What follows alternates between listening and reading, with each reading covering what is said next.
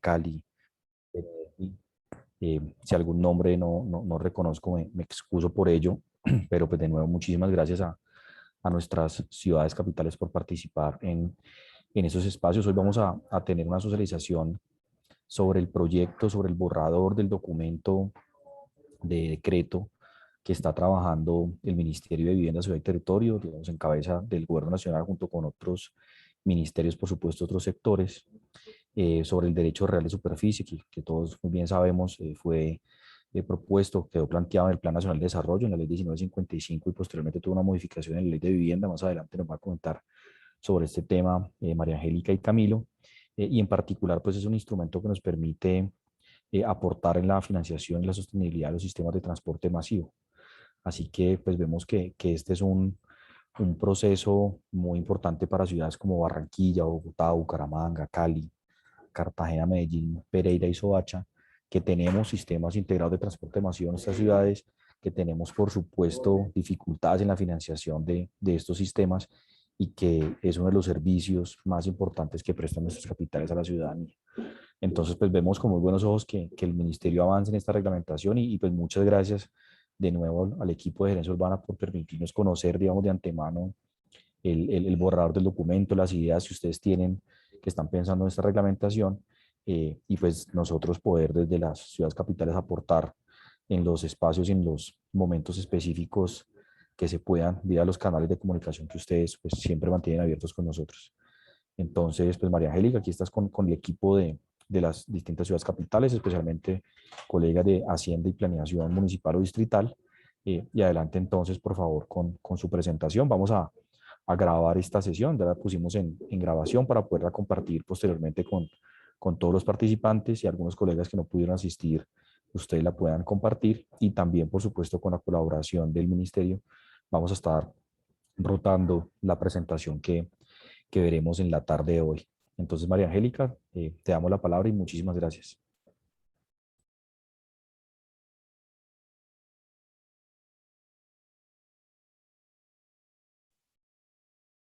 Buenas tardes, ¿me escuchan allí? Sí, señora. Ok, perfecto, Diego, muchísimas gracias y también pues por este espacio. Creo que va a ser muy interesante para nosotros como ministerio poder contar también con sus opiniones sobre esta reglamentación que estamos avanzando. En primer lugar, quería darles un saludo muy especial por parte del director de Espacio Urbano y Territorial, Camilo Quirós, que no pudo estar en la mesa el día de hoy, pero les envía un saludo y pues también les dejo un mensaje, y es que estas mesas normativas las desarrollamos la Dirección de Espacio Urbano y Territorial, que tiene dentro de sus funciones avanzar en propuestas normativas en materia de ordenamiento y de planificación, gestión y financiación de tanto el desarrollo urbano como el desarrollo territorial. En este sentido se enmarca el derecho real accesorio de superficie, que vamos a ver pues hoy como a profundidad. Hemos tenido la oportunidad de presentarles otros avances normativos, pero el día de hoy queremos presentar este instrumento.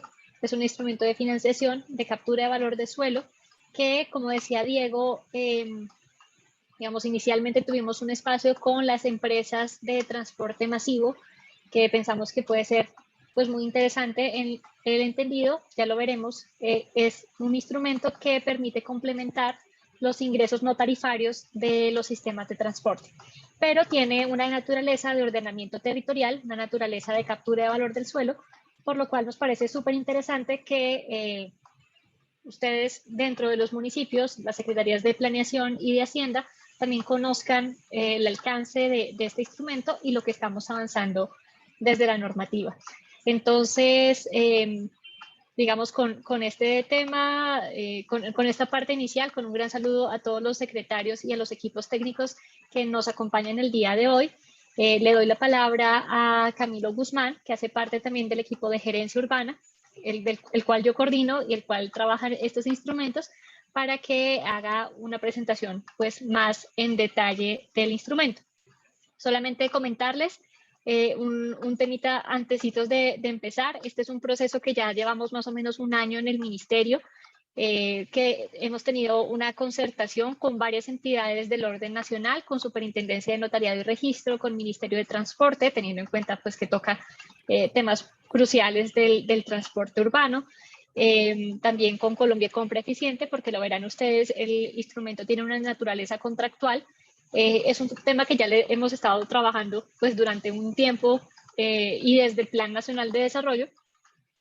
Y pues estamos en este momento muy cerca a la publicación, esperamos. Así que todos sus comentarios son bien recibidos. También cualquier pregunta esperamos poderla resolver en esta sesión, y si no es así, que también nos la puedan enviar a nosotros, Dirección de Espacio Urbano y Territorial del Ministerio de Vivienda, para que puedan, digamos, despejarse todas las dudas con respecto a este instrumento que es muy nuevo, pero que vemos nosotros un potencial bien importante.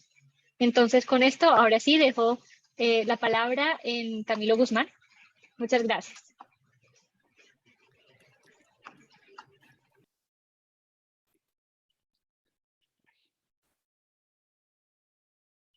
Buenas tardes para todos. ¿Cómo les va? Supongo que ahí ven la presentación y me escuchan, ¿cierto? Sí, Camilo, perfecto. Sí, si Digamos, el puedes hecho que ponerla, por me favor, vean no es tan en pantalla importante, completa. más que vean la presentación realmente. Un ¿Podrías poner la gusto. pantalla completa, Camilo? Qué pena. Bueno, sí, es que a Muchas veces cuando gracias. la pongo se pierde la señal, pero vamos a ver si nos funciona. Ahí la están viendo, ¿cierto? Vamos a hacer la prueba si cambia, cambia y la ven. Sí, señor. Bueno, ok. Bueno, pues para todos muy buenas tardes. Como lo venía comentando Diego y como lo venía comentando María Angélica.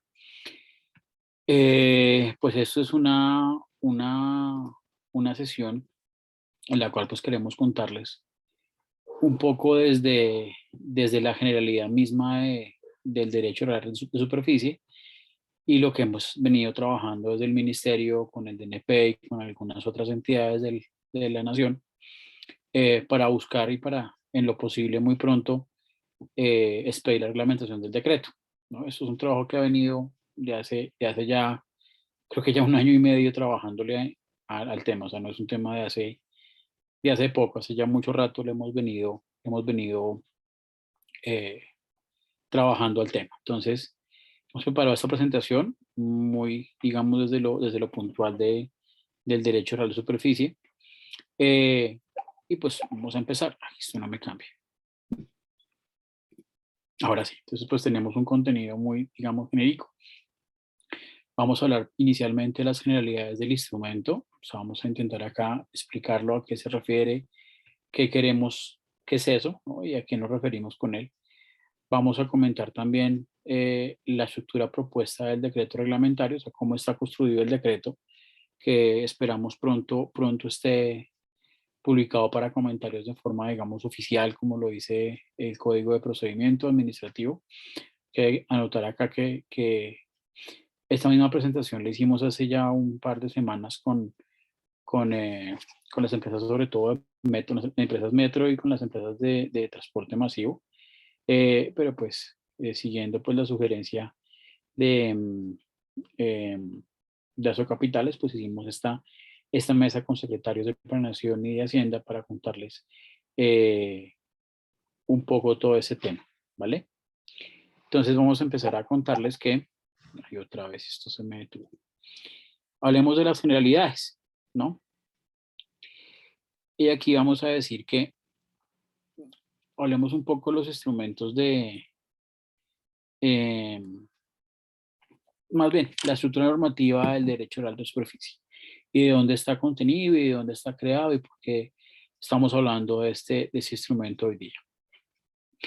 En la ley del Plan de Desarrollo, la ley 1955, en el artículo 97 hay toda una panoplia, hay todo un menú de fuentes de financiamiento. Y ese artículo 97 en el cabezote, en el epígrafe, bueno, se puede decir epígrafe en el cabezote del artículo, da unas fuentes, unos usos, ¿no? Entonces, allí está sobre todo temas de transporte, temas por allí de seguridad, hay unos temas de infraestructura y hay unos temas sobre todo del OPEX, que llaman los que conocen de esos temas. Y dentro de todas las múltiples y todas las opciones que hay para el financiamiento de esos usos, pues aparece el derecho de real de superficie. Y este derecho de real de superficie pues tiene una destinación, y eso lo ponemos justamente en rojo, y eso sí nos quedó en el proyecto de decreto también, que es para, entre otras cosas, financiar los sistemas de transporte masivo. Pues siendo muy conscientes de la situación y la realidad estamos atravesando pues con todo el problema y todo el asunto de la pandemia y la reducción de la demanda del transporte masivo, que pues por supuesto pues pone en calzas prietas la financiación de esos sistemas. Entonces este es un elemento más, un instrumento más que se pone pues a disposición de las entidades públicas para en lo posible financiar el sistema. Allí, en esa ley 1955, están las generalidades del derecho a la superficie. Allí se define como un derecho, valga el pleonasmo real, que es un derecho accesorio, que, digamos, se desprende de un derecho principal, que es de propiedad de la entidad pública, ¿sí? Y está, digamos, como unos marcos muy generales de este instrumento. Sin embargo, y producto de un trabajo que se hizo con el Departamento Nacional de Planeación, con el DNP, y una oficina y unos consultores, que pues, al final los referenciamos, son la oficina de Montaña y Asociados. Se hace un estudio muy juicioso, muy profundo, y se advierte que es necesario hacer algún par de ajustes en el instrumento. En respuesta a ello, pues se expide la ley 2079, que es una ley de este año, que es la denominada Ley de Vivienda y Hábitat, que es una ley, digamos, pues impulsada desde el Ministerio de Vivienda, donde se hacen algunos ajustes en términos genéricos de la ley 388, o sea, hay unos temas de plusvalía por allí, hay otros temas por allá de aprovechamiento económico de espacio público, y se logra incluir en esta ley unos ajustes a este derecho de la superficie. Esos ajustes en esa ley 2079 pues van en dos vías. Una, en la posibilidad de hacer de la vigencia del derecho real, llevarla hasta 80 años. Y ya vamos a mirar cuál diferencia tenía con la ley 1955. Y se hacen unos ajustes en temas de sujeción pasiva en lo que tiene que ver con impuestos. Porque digamos que dentro de la estructura financiera del proceso de la operación, pues los impuestos, como sabemos todos y somos conscientes de ello, pues aquí estamos con los señores secretarios de Hacienda de las ciudades capitales y que nos acompañan, pues saben que los impuestos en principio deberían ser neutros, pero pues eso nunca pasa. Y pues siempre aparecen una consideración y como un elemento a tener en cuenta en las modelaciones financieras y las estructuras de costos, por supuesto, de este tipo de operaciones. De manera que tenemos, pues, inicialmente un primer, digamos, marco legal, contiene la ley 1955, numeral 8, artículo 97, referido a la adopción, digamos, del derecho real de superficie en esta ley del plan de desarrollo, pero aquí lo importante, además de la adopción como tal, es las fuentes los usos que la ley le da a este derecho. Y tenemos una segunda modificación, un segundo marco normativo que se refiere pues a un ajuste puntual en temas de vigencia, en temas digamos de vigencia del derecho real y unos temas de sujeción pasiva del impuesto.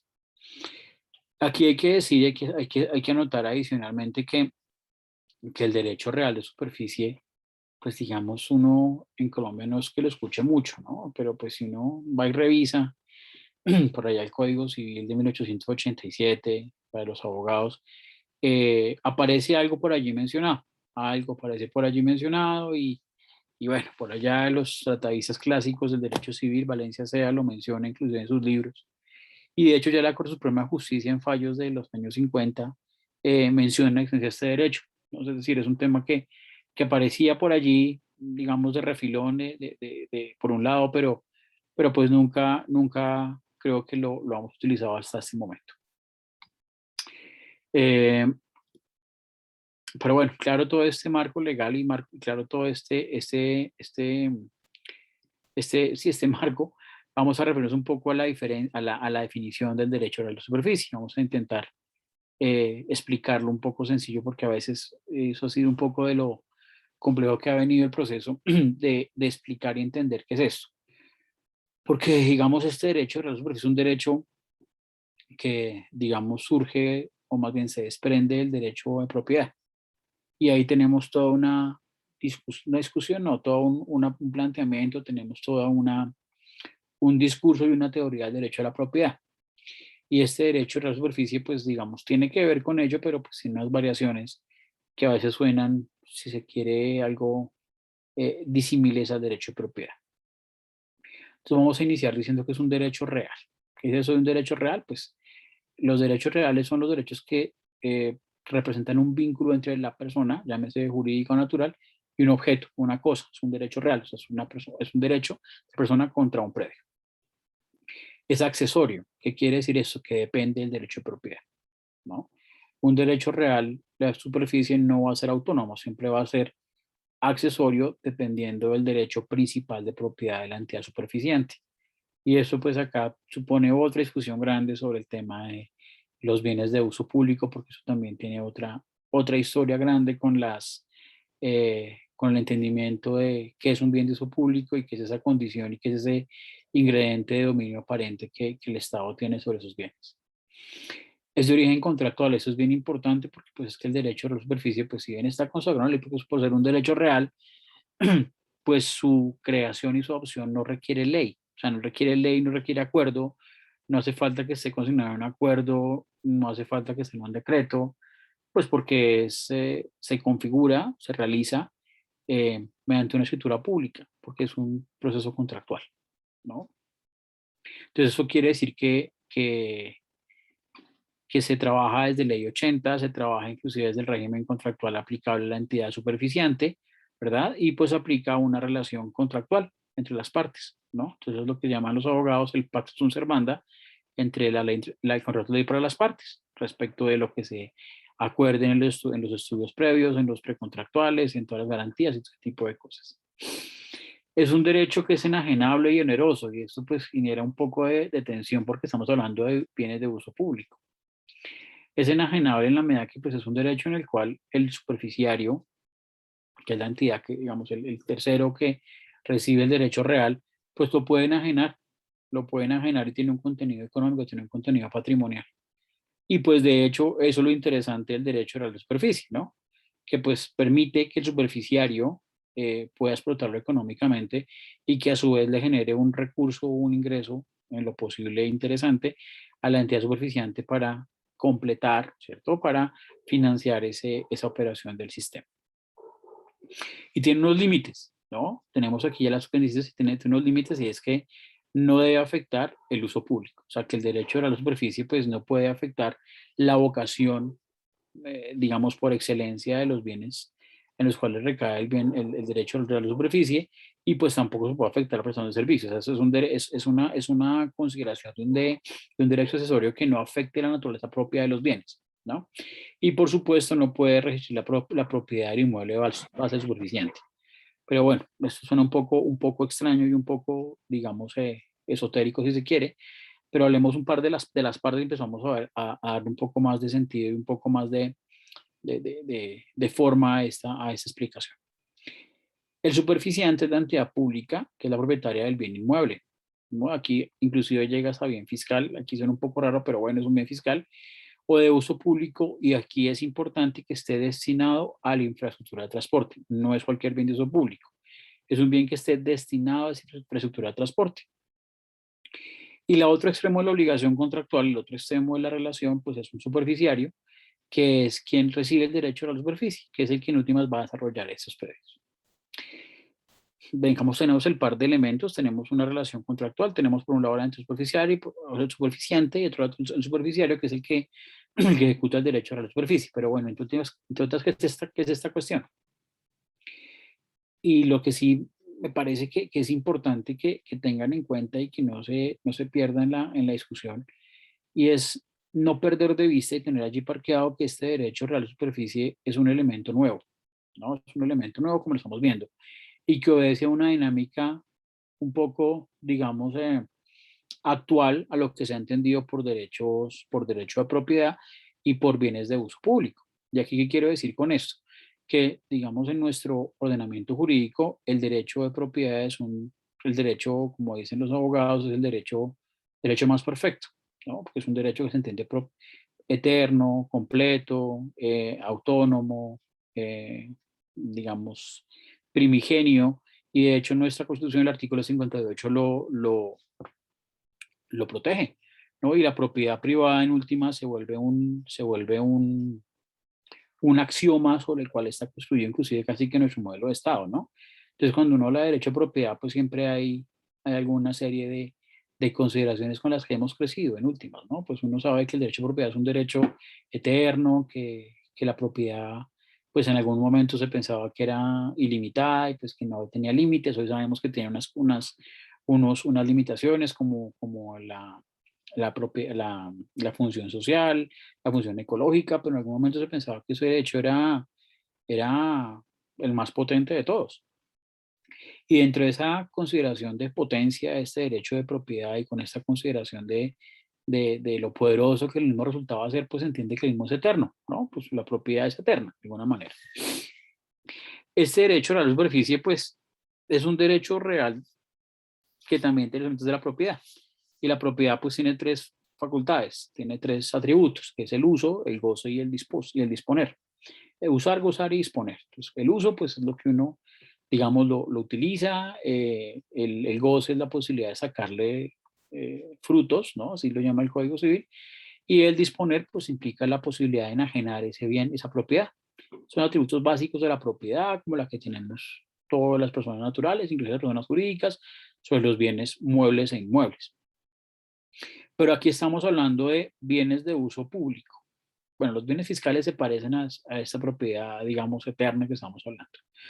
Pero aquí tenemos una serie de bienes inmuebles, de bienes de uso público y que además están destinados a la infraestructura de transporte. Y aquí tenemos una tensión interesante en la medida que los bienes de uso público pues tienen un régimen jurídico, digamos, particular. Y es que, en teoría, en principio, esos bienes están fuera del comercio. Recordemos que son los bienes de uso público, tienen todas las tres, inalienables, imprescriptibles e inajenables, ¿no? O sea, usted no los puede ganar por prescripción, no los puede vender, no los puede enajenar. O sea, casi que es un bien que desde lo jurídico no tiene contenido económico, ¿no? Y eso, pues de ahí se desprende la idea de que los bienes de uso público no pagan impuesto predial porque no tienen una expresión de riqueza en sí misma contenida. Sin embargo, eso no quiere decir que los bienes de uso público destinados a la infraestructura de transporte no tengan valor. ¿Qué quiere decir esto? Que pues eso es un concepto muy de los urbanistas, es que las ciudades se estructuran, ¿no? A partir de los sistemas de transporte masivo, ¿no? Pues no es un secreto que los metros, los BRTs, en algunas ciudades tenemos más medios de transporte y la ciudad se va estructurando a partir de esa columna vertebral del transporte. Lo que implica que esa cercanía al sistema de transporte genera mejor un plusvalor interesante en esos predios, ¿no? Es diferente vivir en un predio cerca al metro, cerca a Transmilenio, cerca al río en algunos casos, cerca al tren en algunos otros, que vivir más lejos, ¿no? Y de hecho, para quienes vivimos en Bogotá, a veces cuando aparecen avisos de inmuebles, aparece a 3 cuadras del Transmilenio, ¿no? Aparece así a veces, ¿no? Y Medellín aparecerá a veces a tantas cuadras de la estación del metro, ¿no? Y dentro de las amenidades que se ofrecen en esos predios está la cercanía al sistema de transporte masivo, ¿no? Entonces noten ustedes que entre más cerca está, pues hay una consideración de valor de esos bienes de uso, de esos bienes. Pero pues los bienes de uso público que hacen parte de infraestructura pues tienen más valor porque están ahí encima del transporte. Pese a que son bienes de uso público y tienen un contenido jurídico diferente a un bien, digamos, normal, ¿cierto? No quiere decir eso que no tengan valor. Y la idea de este derecho de la superficie es poder capturar ese valor, ¿no? Capturar ese valor y es capturarlo mediante una explotación económica que no afecte esa vocación de uso público y que no afecte la vocación de servicio de transporte, ¿no? O sea, aquí aparece un superficiante que es el titular de estos derechos de propiedad y un superficiario que es el llamado a, digamos, generar o más bien, a capitalizar ese valor que está ahí, digamos, durmiendo en esos bienes. Esa es la idea genérica, esa es la idea general y bajo eso se mueve todo el concepto del derecho real de superficie, pero vamos a seguir conversando un poco más puntual. Entonces, ese instrumento tiene un alcance. Bueno, acá se me olvidó mostrarles acá. Bueno, lo tenemos más adelante. Pero para llegar a ejecutar este derecho de la superficie, para poderlo operar, pues el decreto pues considera algunos elementos particulares para poderlo llevar a cabo, ¿no? Y es que como es un derecho que tiene una fuente contractual, pues tiene unos documentos, unos previos contractuales, como cualquier contrato, que yo creo que inclusive en el sector privado también se hace igual, ¿no? Hay un estudio técnico, hay un estudio financiero, un estudio jurídico que permita establecer la procedencia de la operatividad de este derecho de la superficie. Como es un derecho real, necesariamente, si es norma del Código Civil, pues debe trabajarse por escritura pública, porque afecta, porque digamos es un contrato solemne, ¿no? Y por definición los contratos de ley 80 son solemnes y pues los que tienen que ver con bienes inmuebles pues lo son más, y más los que tienen que ver con la constitución de derechos reales pues son solemnes, ¿no? Solemnes que son elevados de escritura pública o son escritos. Y por supuesto tienen que tener un registro, o sea, pasan por el folio de matrícula, ¿no? Eso es título y modo, para los que estudian derecho, por eso son abogados, saben qué es eso de título y modo.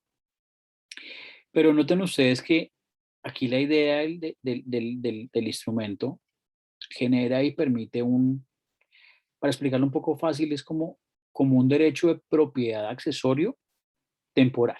¿Qué quiere decir esto? Cuando la entidad pública hace todas estas gestiones, esas A, B y C que están allí presentadas, y se establece la procedencia de ese derecho a la superficie, pues la entidad superficiante, que es el superficiario, que es el que recibe el derecho, a quien se le otorga el derecho a la superficie, puede realizar y explotar por su cuenta y riesgo construcciones o edificaciones en esas áreas libres aprovechables, con dos atributos, o sea, tiene el uso, el goce y el disfrute de ello. ¿Qué quiere decir esto? Que cuando la entidad pública hace su proceso contractual, le otorga el derecho a la superficie a ese superficiario, ese superficiario adquiere el derecho de superficie, pero ese derecho de superficie le permite hacer unas construcciones, unas edificaciones en las áreas libres, y dentro de esas mismas actividades puede tener un uso completo de las mismas. O sea, tiene los instrumentos. Entonces noten ustedes que el bien de uso público, que es el bien de infraestructura, no pierde la vocación, no pierde el objeto de bien de uso público. Lo que se permite es que en la área libre aprovechable, que ya vamos a ver qué es eso, la entidad, el tercero, el privado, el superficiario, pueda constituir sobre esa área libre, sobre la superficie, un derecho de propiedad. ¿No? Es un poco extraño porque noten ustedes que no es una propiedad perpetua y eterna como la que hemos entendido, porque eso tiene máximas 80 años, ¿verdad? Y tiene lugar sobre bienes de uso público que están destinados a la infraestructura de transporte. Entonces ese par de elementos a veces suenan un poco distorsivos en todo este discurso. Bueno, hablemos un poco más en estricto sentido de qué es eso del área libre aprovechable. Acá en la presentación ustedes ven unas ilustraciones de lo que más o menos se entiende que puede ser esto, ¿no? El área libre aprovechable creo que es el axioma principal del derecho a la superficie. Es en últimas el área sobre la cual es que va a operar el derecho a la superficie. Entonces, las entidades superficiarias están conminadas, y así está pensado el decreto, para que en sus documentos previos contractuales pues definan cuáles son las áreas en las cuales puede operar este derecho real de superficie.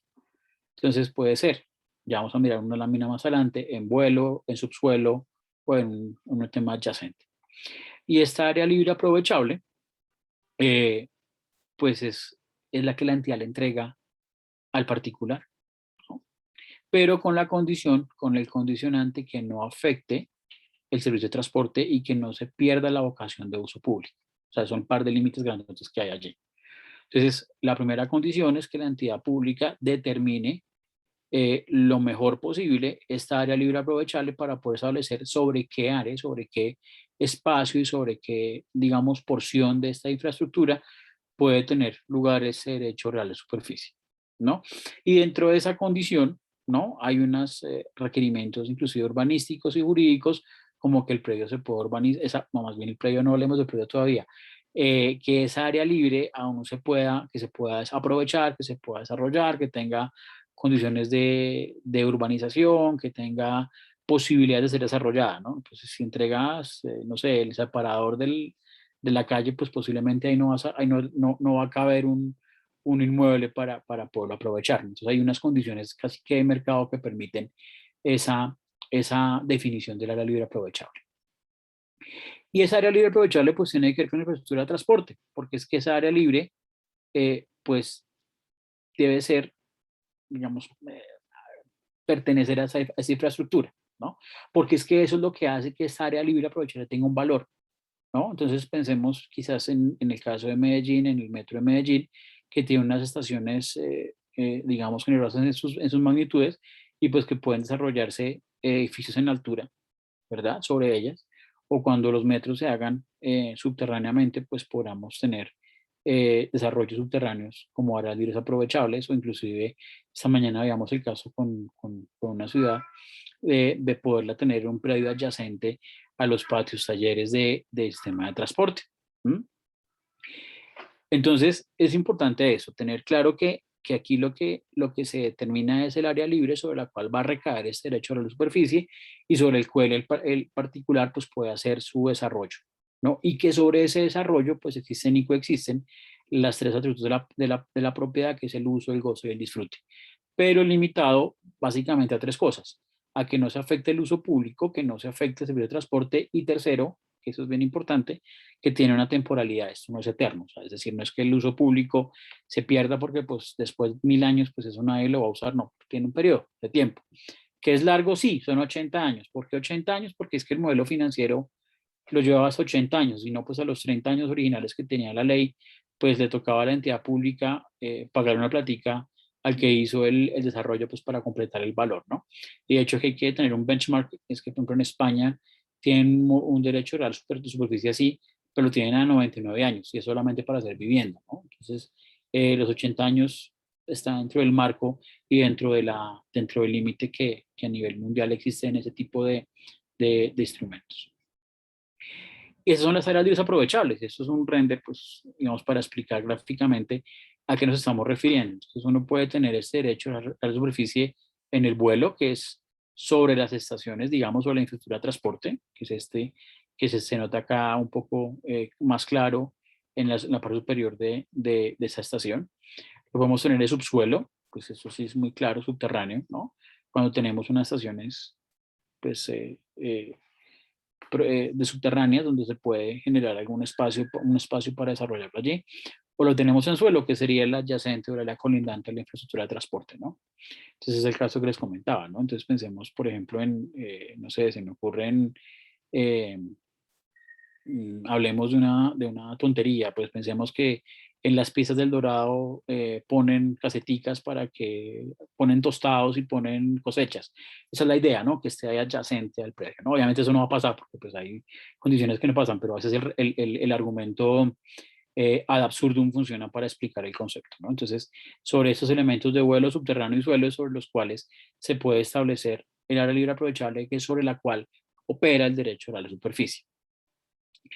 Um, la estructura propuesta del reglamento, ya es la segunda parte de la presentación, pues está referida, les voy a mostrar acá en esta parte, de cómo está construido el decreto, ¿no? Tenemos, por supuesto, arriba un soporte normativo, una parte refiere a las consideraciones del decreto, un capítulo in extenso de definiciones, que es pues muy propio de las tendencias actuales de las reglamentaciones de las normas que se expiden, donde pues se definen todos los asuntos propios del derecho al real de superficie.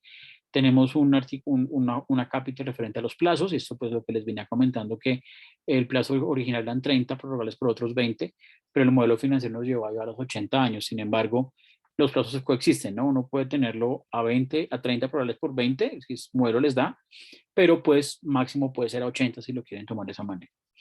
Hay unas condiciones, pues, digamos, previas para el tema precontractual, hay unos temas de estudios técnicos jurídicos, financieros y todo lo que hace que este contrato pueda operar.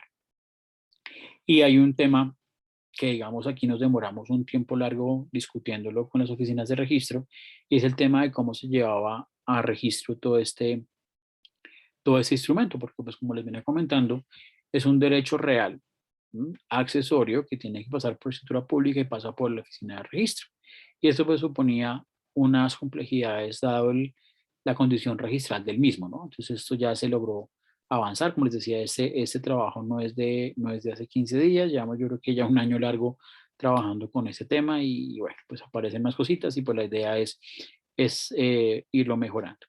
Y pues hay unas condiciones propias de la celebración del contrato. Aquí pues aparece todas estas reglas de la selección superficial, las condiciones de la cláusula de reversión y para las condiciones urbanísticas del área libre aprovechable. O sea, todo lo que, digamos, los límites urbanísticos que se puede hacer y por supuesto al final aparece un acápite referido al régimen tributario. Pues a veces aquí uno se pregunta, pero ¿y por qué? O sea, es decir, si esto tiene más como cara de un tema de transporte y tiene más como un cara de operación del transporte, ¿por qué lo estamos trabajando desde el Ministerio de Vivienda? Y es que, digamos, eso es importante porque para no perder la línea de lo que estamos hablando. Y es que este valor que se genera a partir de estos predios no lo genera la operación del sistema, sino la infraestructura misma del sistema, ¿no?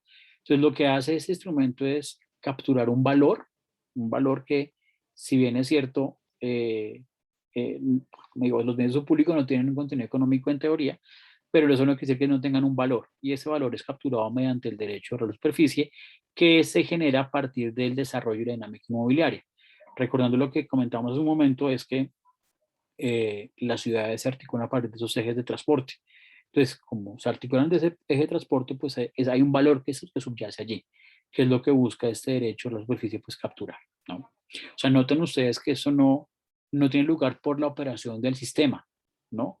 Realmente obedece más a la infraestructura del sistema, ¿no? Eso es una distinción importante y es la que resulta ser el acicate para que el tema se maneje a partir del Ministerio de Vivienda. Como les venía comentando, pues esto lo que hace es capturar la plusvalía que genera esa cercanía al transporte público, pero con la condicionante y con la, digamos, vicisitud que este valor pues va a financiar el sistema de transporte público, o sea, tiene unos usos determinados en la ley, ¿no? Y pues esto no debe ser otra cosa diferente, sino un aprovechamiento máximo del suelo, ¿no?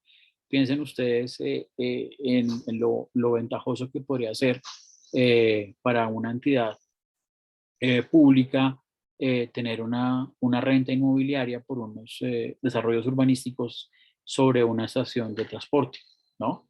Pues eso funciona, o sea, luce bien. De hecho, en muchos países del mundo, Singapur lo tiene, Tokio lo tiene esos ingresos de no tarifarios que subsidian en lo posible ese OPEX del sistema de transporte,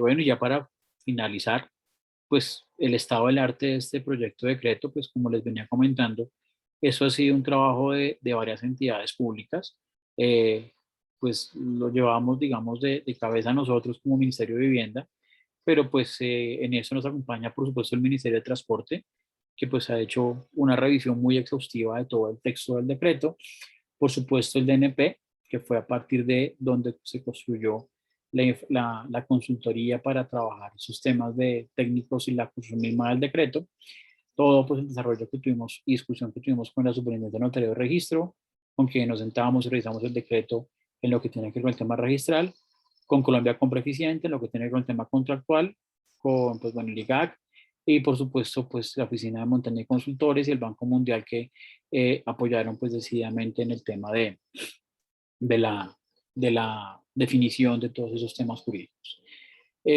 Dentro de esa propuesta reglamentaria, bueno, es que ya hemos tenido varias versiones, pero pues de las que más podemos resaltar son estas 5 definiciones como subterráneo. Antes era un subsuelo y eso pues tenía una connotación inclusive constitucional un poco más extraña. Las definiciones del superficiario secundario, el secundario es la persona que está después del primario, o sea, es decir, después del superficiario que se le otorga el derecho real de superficie. O sea, es con el que trata el superficiario primario. Todo el trámite de escritura pública, escrituración, toda esta declaración de la inscripción y cancelación del folio, porque recuerden ustedes que este derecho a la superficie es temporal, esto no es eterno, o sea, tiene un nacimiento que es por contrato y tiene una terminación que son las causales y pues también se extingue por el paso del tiempo. Y por supuesto una discusión grande que tuvimos con la super refería a la creación de subfolios, ¿no? Porque pues si se genera un predio, digamos, unos unidades superficiarias, pues hay que generarles subfolios, porque es que sobre ellas es que se van a enajenar, ¿no? Recordemos que el derecho a la superficie es oneroso y tiene un contenido económico. Eso es lo que tenía para contarles. Son ustedes muy gentiles y pues pues quedamos a ver todos los comentarios que tengan ahora. En lo posible, pues esperamos poderlo responder a todos, si no, pues podemos mirar un esquema de correos o algo similar. Muchas gracias. Muchas gracias, Camilo, por esa presentación. Abrimos en este momento entonces el espacio a las preguntas. Recuerden que tienen varias opciones para hacer las preguntas. Tenemos el chat, en donde pueden escribirnos, y si quieren yo las puedo leer. También tenemos la opción de levantar la mano y también pueden habilitar sus micrófonos en caso de que tengan alguna duda. Buenas tardes, ¿me escuchan? Sí, lo escuchamos.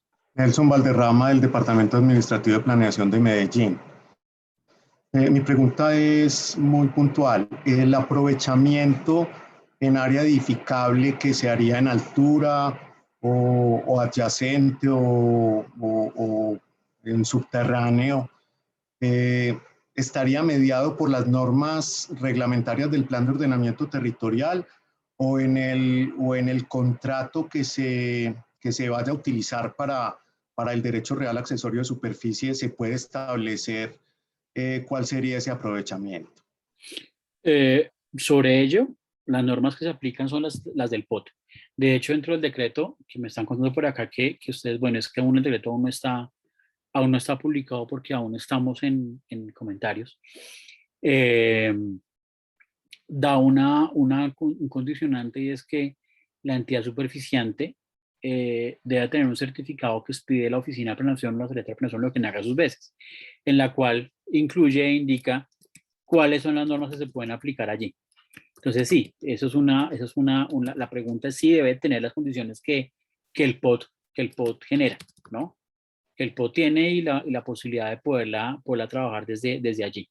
Pero no, digamos, no hay normas específicas en las que están vigentes en el municipio o distrito.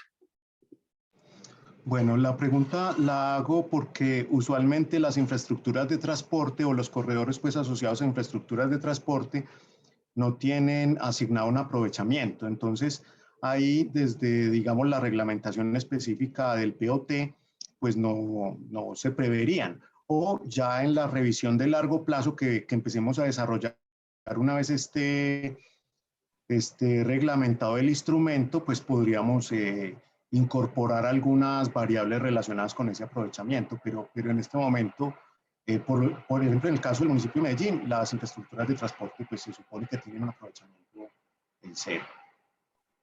Ok, sí, digamos, es así, digamos, sí, la revisión habría la necesidad de eventualmente ajustar ese tipo de detalles, pero como está concebido el decreto y como está entendido, es cuando se hace el estudio técnico en el certificado, se llama certificado de planeación, se indica qué se puede hacer allí, se indicará qué se podrá hacer en esa área libre aprovechable.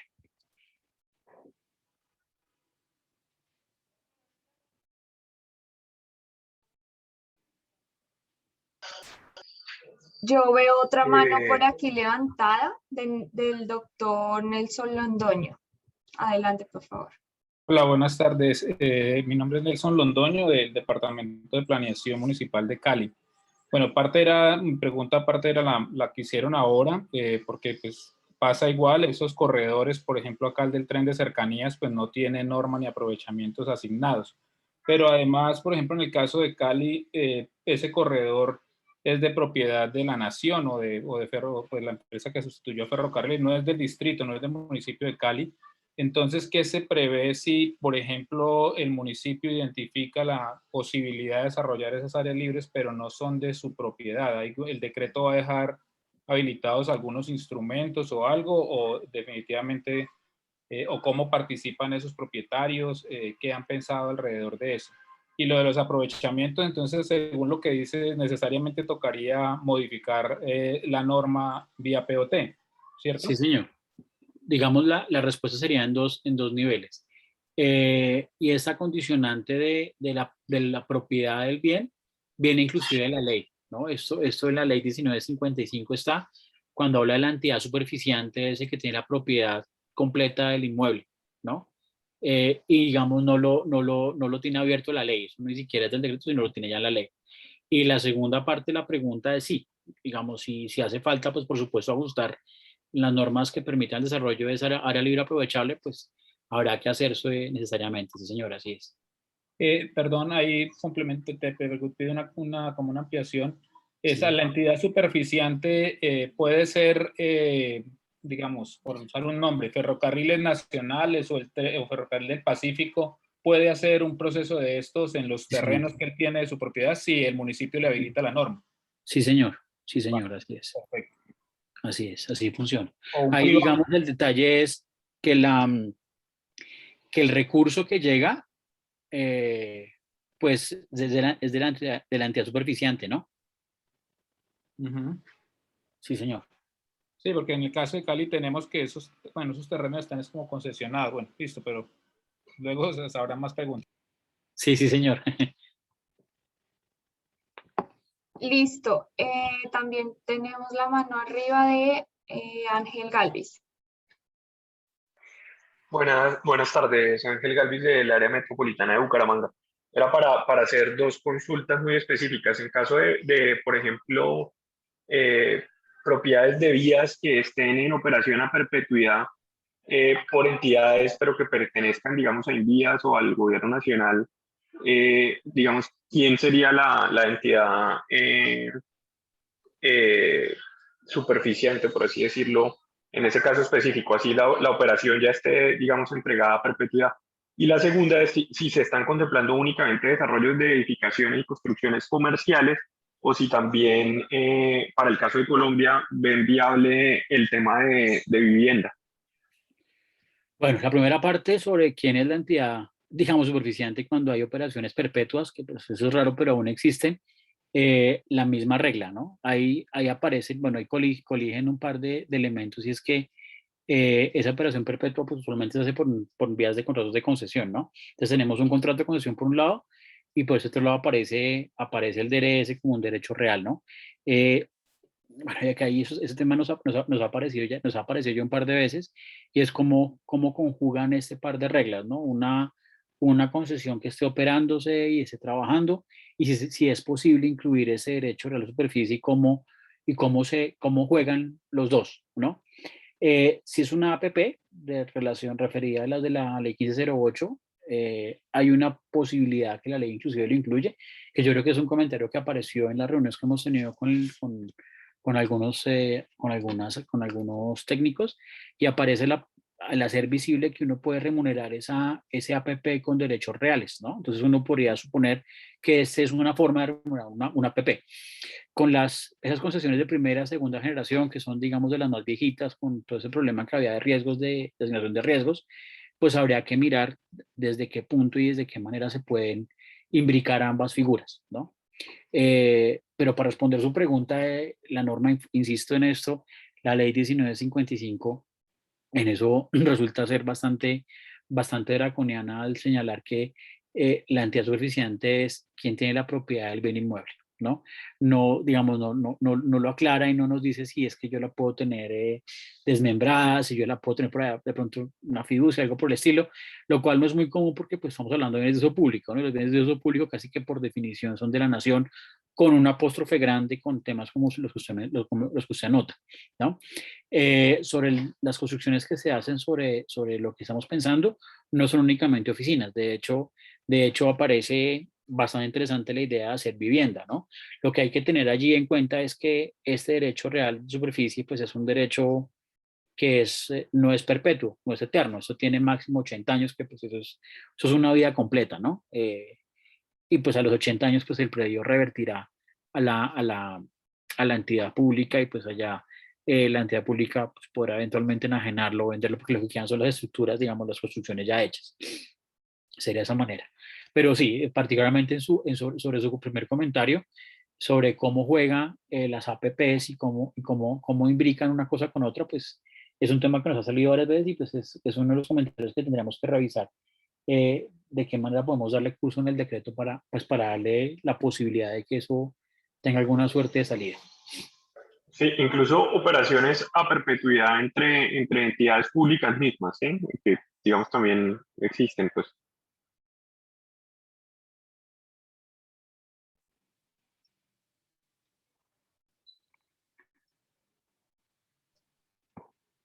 Listo, muchísimas gracias a todos por su participación y por sus respuestas. Tengo la mano arriba de Nelson Valderrama. No sé si se te quedó arriba o la volviste a levantar. ¿Me confirmas, por favor? No, la volví a levantar, mil disculpas. Es que se me quedaron como dos temitas en el tintero. A ver, cuando se dan este tipo de reglamentaciones tan novedosas para el ordenamiento territorial y para la gestión del suelo, uno trata de buscar en el ordenamiento jurídico actual como cosas que se puedan parecer para uno poder entender. Si bien la presentación es absolutamente clara, no sé si de pronto el compañero que hizo la presentación acepte como mi noción al respecto. Eso no podría parecerse durante el tiempo que dure pues la concesión o como se llame, me disculpan que de pronto no utilice las palabras adecuadas en virtud del proyecto de decreto. En virtud del tiempo que dure la concesión, eso no se parecería a una propiedad horizontal, entendiendo que entonces la propiedad del suelo sigue siendo del Estado, del propietario, la propiedad de la infraestructura, pues de la empresa de transporte que esté prestando el servicio, y la edificación pues sería del superficiante. Y a su vez el superficiante podría estar, en el caso de locales comerciales, digamos, vendiendo o permitiendo pues la ocupación durante el tiempo que dure la concesión.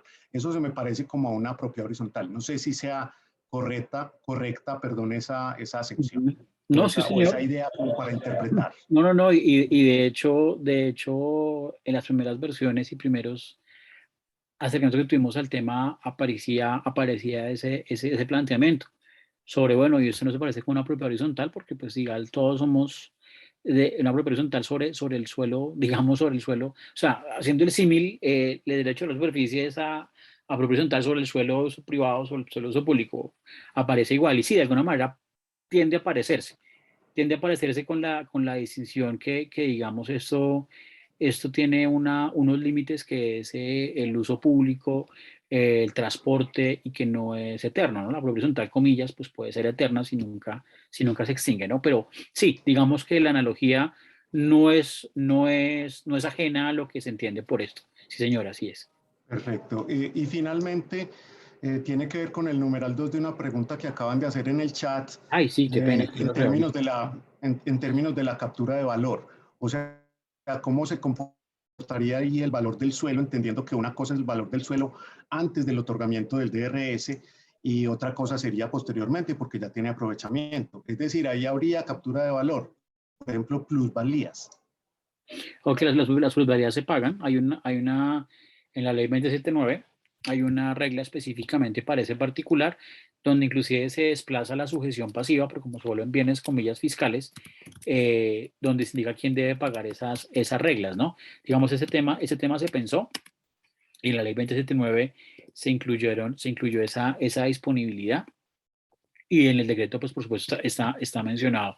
Si me da un segundito, porque hay una regla que nos quedó allí particular a eso. Y nos dice que el parágrafo 1 del artículo 54 de la ley 279 nos dice que para efectos del presente artículo, la base gradual del predial en las áreas libres aprovechables se constituirá por el valor económico referente del derecho real de superficie, incluido el valor de las construcciones. La valorización, la base gradual, la tendrá en cuenta el beneficio crecido en las áreas libres aprovechables. Y aquí hay una cosa de plusvalía, les juro que sí la hemos incluido. Aquí está. Y los predios sobre los cuales se haya constituido el derecho real a ejercer superficie no serán susceptibles de la plusvalía, ¿no? Eso porque justamente parecía hacer ruido siempre sobre el tema tributario y sobre esa captura de valor, ¿no? Entonces, fue necesario incluir en la ley al decir que los predios sobre los cuales se haya constituido el derecho real a ejercer superficie no serán susceptibles de cobro de plusvalía. Perfecto, mil gracias. No, señor, con todo el gusto. Voy a continuar con un par de preguntas que tenemos en el chat y ya les doy la mano a también los que tienen la mano arriba. Entonces, la primera pregunta que tenemos en el chat es de Andrés Domínguez y nos dice, el recaudo sería para el municipio territorial. ¿Qué pasa en el caso, por ejemplo, de Bogotá y Soacha? Bueno, digamos que es que ah,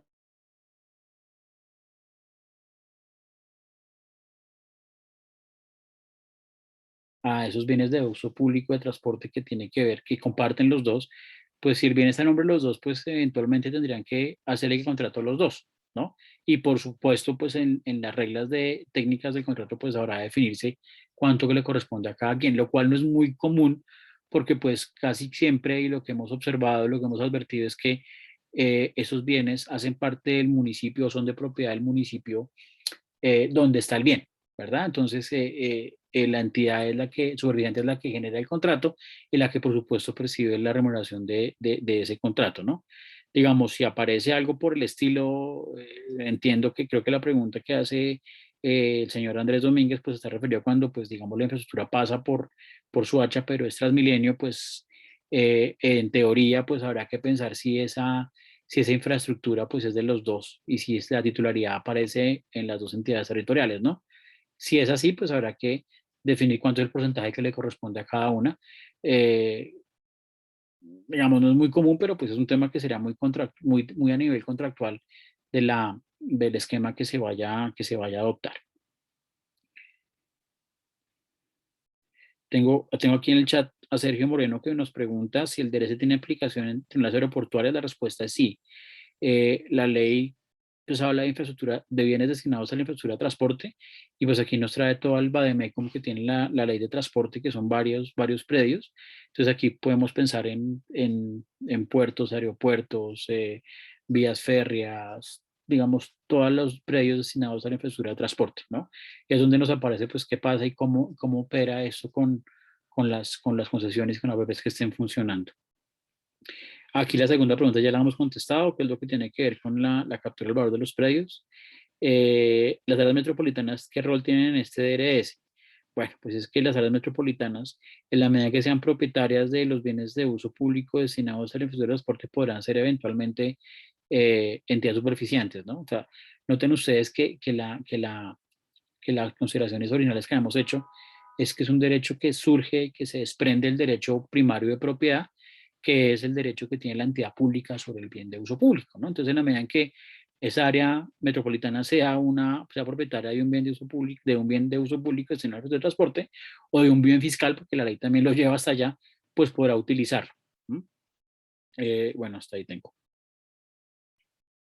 La última pregunta de Sergio Moreno también es si se anticipa que los POT deban ser armonizados o modificados. Bueno, pues es que esa pregunta es bastante grande y es que pues uno sabe que por definición los POTs cambian, ¿no? Bueno, en principio deberían cambiar cada 12 años.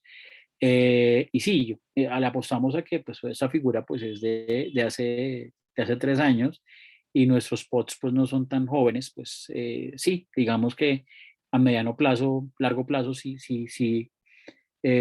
creemos que puede haberse la necesidad de ajustar los POTs bajo las consideraciones de poder generar alguna suerte de normas que permitan este tipo de desarrollos urbanísticos en los bienes de uso público destinados a la infraestructura de transporte. Ok. La última mano que tengo levantada es de Juan Franco. Adelante, por favor. Hola, buenas tardes para todos. Buenas tardes. Un poco, digamos, lo que he entendido es que una de las características, digamos, de los derechos es que deben generar, de alguna manera, ingresos para el sistema de transporte, bien sea que le peguen al CAPEX o bien sea que le peguen al OPEX. Bajo el entendido que un tercero, digamos, en últimas, termina haciendo un aprovechamiento como nos comentaban, bien sea, digamos, en superficie, bien sea subterráneo, bien sea, digamos, en un predio colindante, pero pues va a ser un aprovechamiento. Ese tercero, digamos, debería, por ejemplo, pagar impuestos prediales como primera pregunta. Entendí ahorita que plusvalía no, que digamos están como cubiertos en eso, pero debería pagar impuesto predial porque así sea pues un bien de uso público, pues el tercero, digamos, está haciendo un aprovechamiento económico. Entonces, digamos, como premisa número 1, y es una pregunta, ¿paga impuesto predial? Entonces, cierro ahí como, digamos, la primera premisa. Entonces, el negocio, digamos, le debería cerrar a esa persona de tal manera que hace una inversión en esa infraestructura que coloca, le debería dejar, digamos, un adicional que debe respaldar, digamos, esos ingresos del sistema de transporte público, pero además debería, digamos, obviamente cumplir, digamos, con el impuesto predial, etcétera, etcétera, que no necesariamente suena tan fácil. Frente a la primera premisa, la pregunta es, ¿ese impuesto predial no puede ser asumido como el ingreso que genera, digamos, ese aprovechamiento? Ok, parecido como la regla de la 1430 cuando los predios medios públicos están en concesión, no necesariamente. De hecho aquí están, la ley 2079 es, digamos, se aleja un poco de esa idea porque se apareció cuando se discutió esa ley. Y bueno, para responder la primera parte de la pregunta, sí, el superficiario debe pagar tanto en la zona urbana como impuesto predial y valorización respecto a salas libres aprovechables. O sea, como es un valor que está generando, pues ese valor debe ser igualmente capturado por impuesto predial, ¿no? Y por valorización y por ordenación urbana, lo que no tiene, digamos, plusvalía. Respecto de la base gravable, la misma ley señala cuál es la base, y la base, pues, está referida al beneficio que reciban las áreas libres aprovechables objeto del derecho real. O sea que, digamos, no es la misma, digamos, definición que traía la ley 1430 y 1607 y 1639 sobre bienes de uso público entregados en concesión, para hablando del impuesto, porque hablaba de un canon de arrendamiento, de unas reglas allí como medio extrañas. Acá nos dice que la base gravable es impuesto predial de las áreas libres aprovechables, es el valor económico que representa el derecho real accesorio de superficie, ¿no?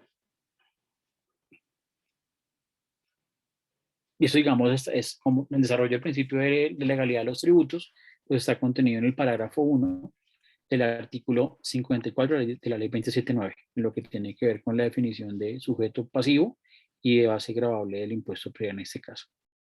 ¿Me puede repetir el artículo nuevamente? Perdón. Claro que sí, señor. Artículo 54 de la ley 279.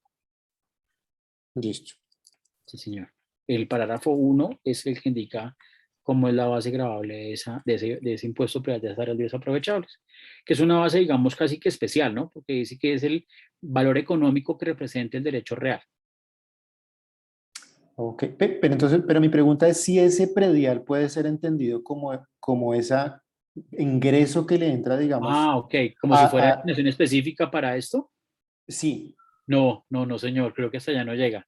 No, señor, porque digamos lo que hace, lo que es, el predial sigue siendo ingreso de libre destinación de titularidad de los municipios, ¿no? Y pues la ley en principio no podría generar una destinación forzosa de un impuesto local, salvo sea para temas de salud y temas de inversión social, ¿no? Bueno, y hay un concepto grandote de inversión social. Pero creo que la respuesta es no, ese predial que se generan esos valores no va para financiar el transporte, porque pues primero es un ingreso de libre destinación de los municipios, y la ley no podría hacerlo. Ahora, si el municipio en su autonomía presupuestal y bajo su principio de autonomía del gasto y legalidad del gasto decide destinarlo para eso, pues es una decisión, digamos, ya doméstica de los municipios en su ejercicio presupuestal. Ok, listo. Gracias. No, señor, con todo el gusto.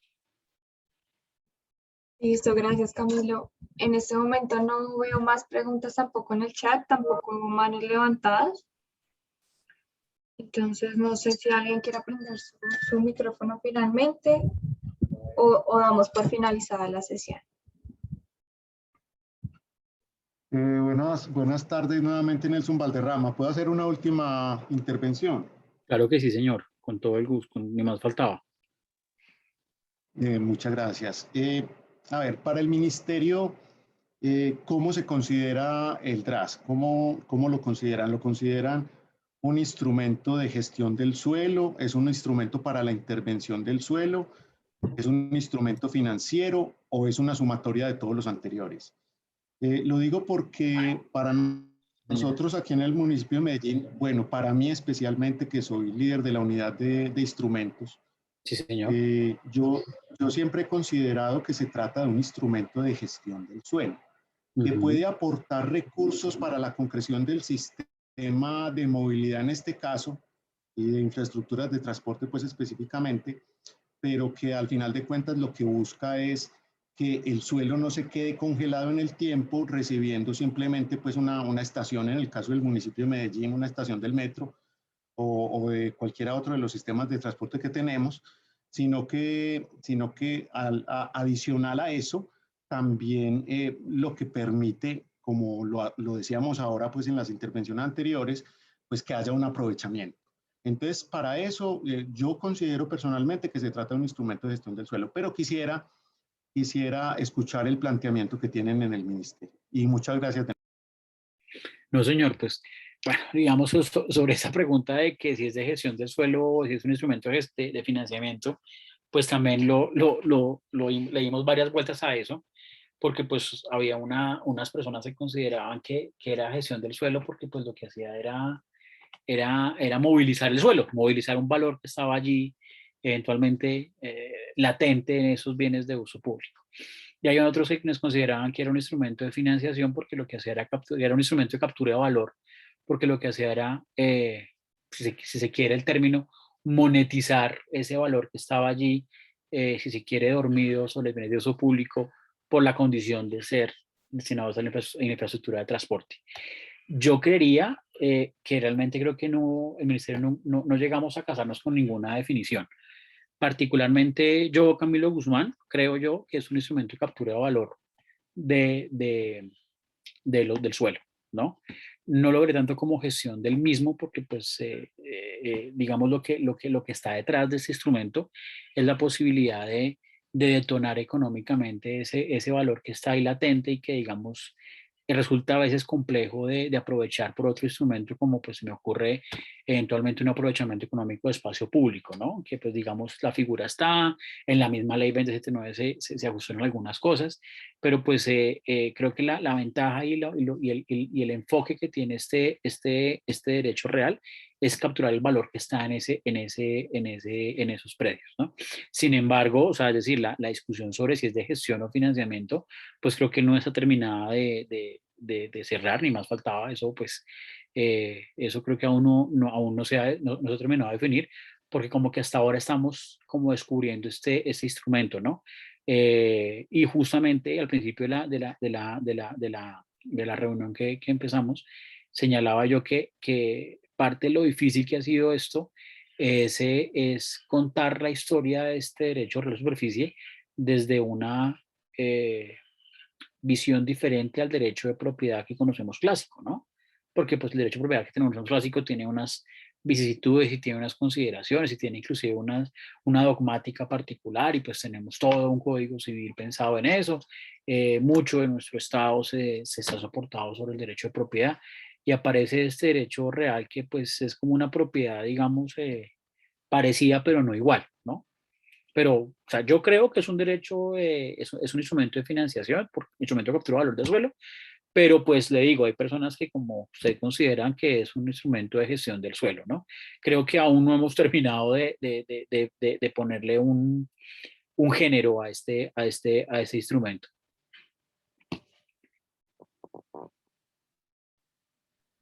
Perfecto, ahora sí, no tenemos tampoco entonces manos levantadas ni preguntas en el chat.